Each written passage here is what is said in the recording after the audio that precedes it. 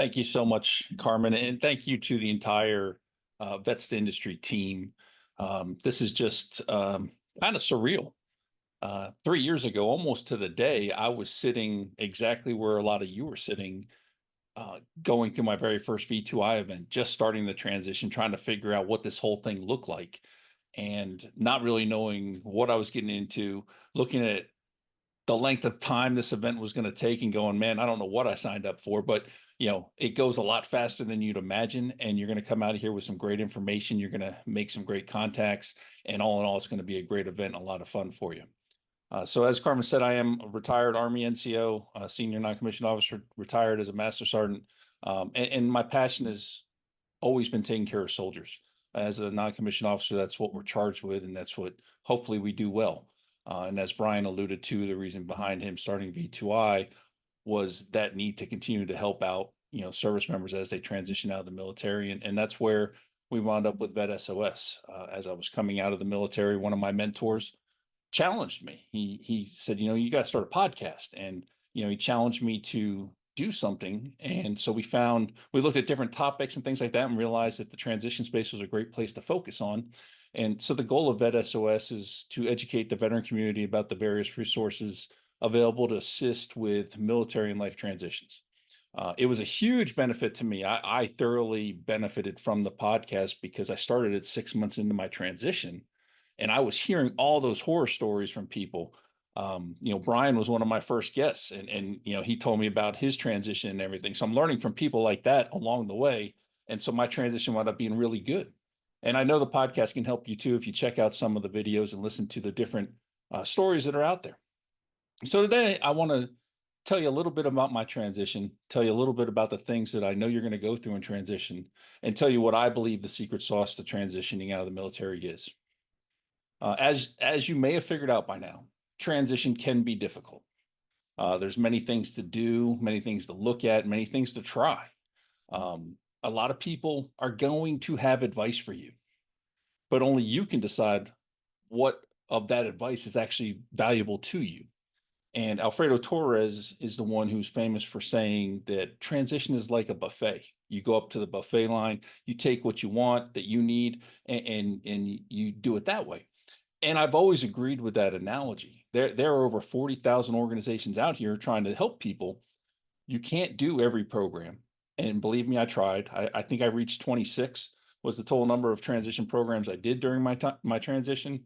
But it's one of those things where you learn that you have to figure out what you need and go to those organizations that provide the things that are going to help you fill those gaps in what you're trying to do. So ultimately, you're going to get all this great advice. Take it, absorb it, and then figure out what parts of it mean the most to you. Some of it you're not going to need, and that's just a fact. But some of it's going to be very helpful to you. Now, there's two things I guarantee you're going to experience during transition. So as I get into these two things, I want to start with how my transition started. When I made the decision to retire, I felt like this weight was lifted off my shoulders. I felt like I was floating. Like I felt great, happy. I'm running around whistling and singing like one of the seven dwarfs or something, just having a great time because it just felt great. I made that decision. It was time to go. My time was done, and everything was right in the world. That lasted about 24 hours. And then when I woke up the next day, I was filled with all kinds of emotions: doubt, uncertainty, fear, confusion. Everything was just sort of hitting me from all directions because now you're starting to think about all the things you have to do, including the things you don't know about. So now I got to figure out where I'm going to live, what I'm going to do for a job, what I need to do for my wardrobe, resume, and all these things. All I know for sure is at some point I'm getting a DD 214. Outside of that, I had no real plan, didn't know what it was going to look like. I just knew at some point I was going to make it to that DD 214. So as you go through this and you think about that, I'm sitting there retiring at 20 years. For the last 20 years of my life, I was told what to wear. I was told where to live. I was told what time to be there. I was told where to be, and it wasn't a complicated world. I was a non-commissioned officer. My job was to take care of soldiers. The rest of it kind of figures itself out. You may have a specific field, like I was an intel professional, so I knew I had to do intel work. But ultimately, my job was to take care of soldiers, and I took great pride in that. In every place I went, I knew what my job was. I knew what I had to do, and as long as I was doing that, I was going to be just fine. Now I'm at a point where I'm saying, okay, wait a minute. Nobody's going to tell me where to live. Nobody's going to tell me what to do.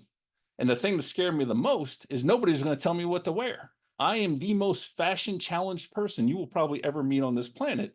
And if it wasn't for my loving wife of 23 years, I would probably be sitting here right now in a pair of shorts, flip flops, and a tank top, because that's about the limit of my fashion ability. But that's a whole different story. It'll be a whole different presentation we'll have to do on that, because I can talk for hours about how bad I am at matching colors. But this is the first thing I want to guarantee you. You are going to experience a range of emotions during your transition. I guarantee it. And I don't care what kind of, big bad people we may have on here, the warriors we have on here. They may not admit it, but they're going to go through some emotions. It's going to happen. It may not be extreme. It may just be mild, but you're going to experience these different emotions because you're doing something that you've never done before. And there's a lot of uncertainty that goes with that. So once I made that decision to do the transition, retire from the military, I did like any good intelligence professional would do. I took an analytical approach to what I was going to do. So I outlined some things that I thought we had to do. And number one to me was figuring out where to live. And my wife and I sat down and I told her what I knew of this transition thing. And I said, look, I have 2 years. I was blessed to be in a unit where I had 2 years to transition. And I said, please give me 2 years. Let's make the sacrifices. Let me put my efforts into this. Let me try things that I haven't tried before and set us up for success after the military. And granted, there were some tense conversations during those 2 years, but she supported me during that and enabled us to get where we needed to be. But the number one thing that I wanted to do was figure out where we're going to live. And it came down to San Antonio or Jacksonville, Florida. And HEB made a hard push at the end there to get us to San Antonio. But ultimately, it came down to Jacksonville having family and being closer to the water. So that's where we wound up going. And once we figured that piece out, things actually got a little easier because I knew where we were going to live. Now we could look at houses, we could look at neighborhoods, we could look at schools because we still had school age kids. I could start looking at jobs in specific areas. So that piece actually really helped everything else come together. The next piece was, what the hell was I going to do for work? Coming out of the military, there's literally hundreds of things we qualify to do between experience, schooling, training. So trying to figure out, what is this I want to do? And once again, the Intel geek in me came out and I made a list of all those things I like to do and thought that I might want to do as a career. Intel wasn't on that list. That was the first thing that got crossed off.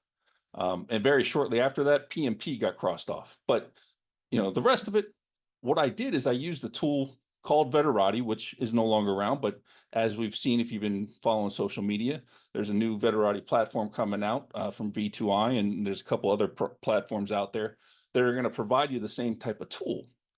And so what I was doing is I was networking and I was setting up these informational interviews so I could start knocking things off my list. So I was talking to people in specific job fields, and they'd start telling me about what they do and I'd be crossing it off the list. I'm not going to do that.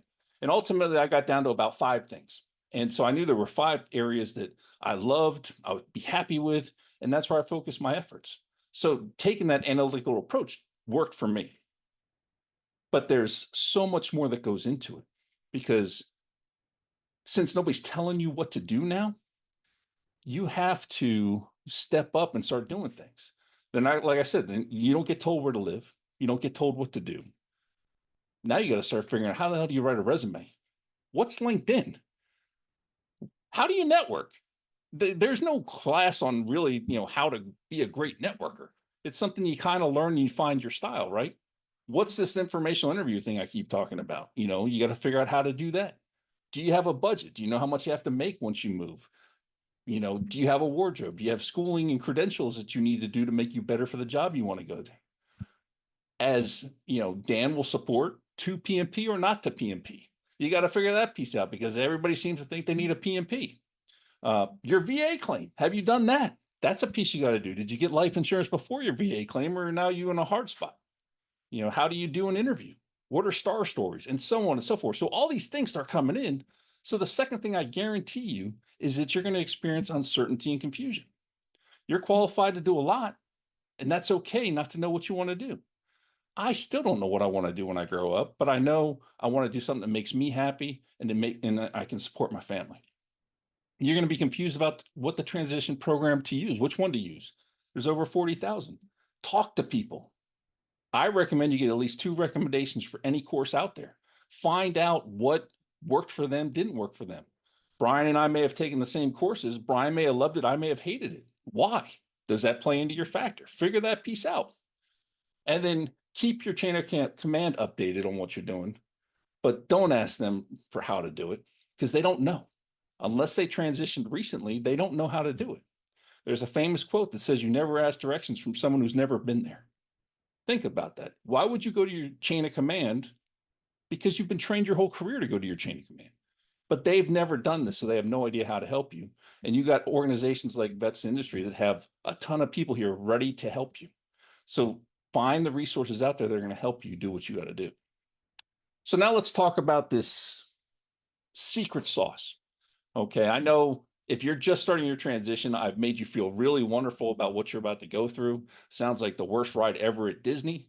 But don't worry about that right now. Some of you are going to have a bad transition. It's just a fact. But those people are the ones who aren't here right now. They're the people who aren't putting the effort into their transition. Those of you who are here right now, you may not have a perfect transition, but you're going to have a good transition because you're putting in the effort.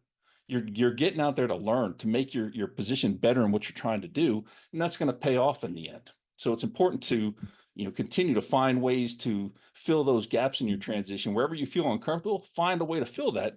That way you can continue to grow and learn. For myself, I've always been a cautious risk taker. I've never been risk adverse, but at the same time, I did my research and I made educated decisions based on the risks that were there. I'm also a stubborn Irishman, so I'm very set in my ways and I like things done a certain way. So I knew that my analytical skills would be able to help me with my transition, but I knew I didn't want to be an intelligence analyst anymore. And so after the first couple months of going through this transition process, I actually had to hit pause. One, I was doing way too much. Like I said, I did 26 different programs and I wasn't focused. I was kind of scattershot all over the place. And most importantly, I was getting upset with myself because I wasn't perfect. And I realized that I wasn't happy. And for me, my post-military thing, my number one goal was to be happy. So if I wasn't happy doing the transition, how was I going to be happy when it was all said and done? So I need to recalibrate things. And so what I decided to do was start opening doors and walking through them, trying new things, not putting so much pressure on myself, because realizing that these are things I've never done before. I'm not going to be perfect at it. And then positioning myself for success by learning from others, listening to the stories in the podcast, attending events like this, doing some of the other programs and talking to people. Those were all things that I knew would help me.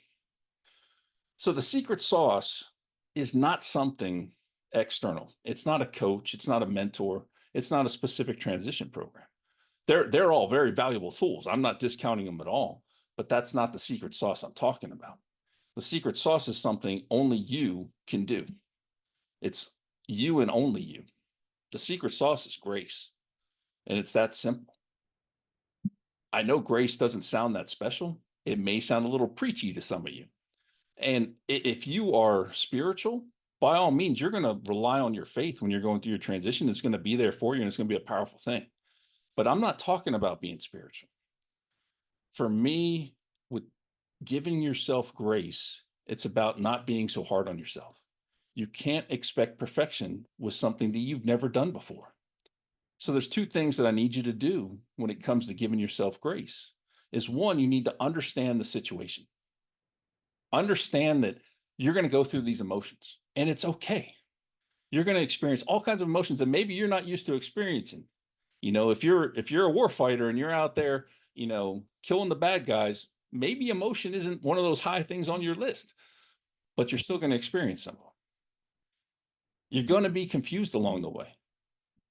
That's okay too. You're doing something that you've probably never done before. To this day, I still really haven't written a resume. I used a transition program that kind of wrote my resume for me. And I've kind of been riding on that, good, bad, or indifferent, but I've never written a resume. So I can't get mad at myself if I write a bad resume. I don't know how to do it. So understand that you're going to be confused, and that's okay. And then understand that your chain of command doesn't understand what you're going through. They may get upset with you. They may want you to be one of those people that works up till the end. That also is okay. You have to understand that they don't understand. Try to educate them. You're a service member that's been a service member for more than a day. You can balance these multiple tasks. It's going to be okay. And most importantly, you need to try to enjoy the journey. This is something that you're going to go through, and transition's a process. And it doesn't just stop the day you get your DD-214. Look at the statistics. In the first 5 years, we go through multiple job changes historically as veterans. Each one of those is another transition. So understand that the transition process just doesn't stop once you get that DD-214. You're going to continue to grow. You're going to continue to use the skills you learn over the time you're transitioning, because they're going to be valuable to you down the road. So try to enjoy this trail as you're going down it. The second thing I need you to do is have patience with yourself. Understand that your timeline is your timeline. It doesn't matter if you have 2 years, if you have 3 months. That's your timeline. From start to DD-214, that is your timeline. You can freak out if you want, but my recommendation would be not to freak out. Be patient, take a breath, and plan deliberately for what you're going to try to accomplish in the time you have. And then you need to learn to balance the transition and work. Don't get frustrated. I've been around sergeant majors that keep tagging people with things to do, and you're trying to get them out the door. Understand that it's the military, and that's how things go. And unfortunately, our senior leaders don't understand the transition process. So that's never going to stop, no matter how much us as veterans preach it. So don't get frustrated. Be patient and plan properly, especially if you're looking at the long range calendar and you know those things that are going to come up. And then final piece of being patient or having patience is understanding that some plans fail. Okay, don't get angry. Don't get depressed. Understand that there are people, my co-host for one, put all his eggs in one basket for the transition, and then he got medically disqualified from it and was completely lost. So he had to recalibrate everything and put together a new plan. So just understand that not all plans work out. Some do fail. Don't get angry or depressed. Be patient, learn from it, and try another pathway. Try something different. Make adjustments and try again. So most of us will only transition once out of the military. Some people do it a couple times, and that's their prerogative. And most of them will tell you that the first time was horrible, the second time was much better. But understand that most people only go through it once. Many of us don't know what we want to do when we get out. It's a fact of life. When we joined the military, we may have not known what we wanted to do then either. Some people are blessed and they do a job for 20 years in the military and they know they want to continue doing that job when they get out. Perfect. It should be easy for them then. But a lot of us don't know how to do it. So give yourself some grace and allow for those changes to happen. Don't expect perfection. You've never done this before. Give yourself some grace. And when this roller coaster is in full motion, take a breath and give yourself some grace. I promise you, you've got this. There are millions of people that have transitioned before you. You're not the only one. And I promise, whatever you're going through, you're not the only one that's gone through it. We can find people that can relate to what you've gone through, that have potentially survived things you've gone through. So just understand that the resources are here and people are willing to help. So one thought as I close, so much goes into this crazy transition thing. Understand that it could get a little messy, but you are going to get out of it what you put into it. The more effort you put into it, attending events like this, going to some of the other networking events, participating in transition programs, paying attention in TAP class, which a lot of people don't want to do. All these little things are going to help you in the long run. Give yourself that grace I keep talking about. Don't beat yourself up. Try to enjoy this crazy ride. This is your opportunity to do whatever you want and be whatever you want to be. Enjoy it. Now we'll open it up for questions.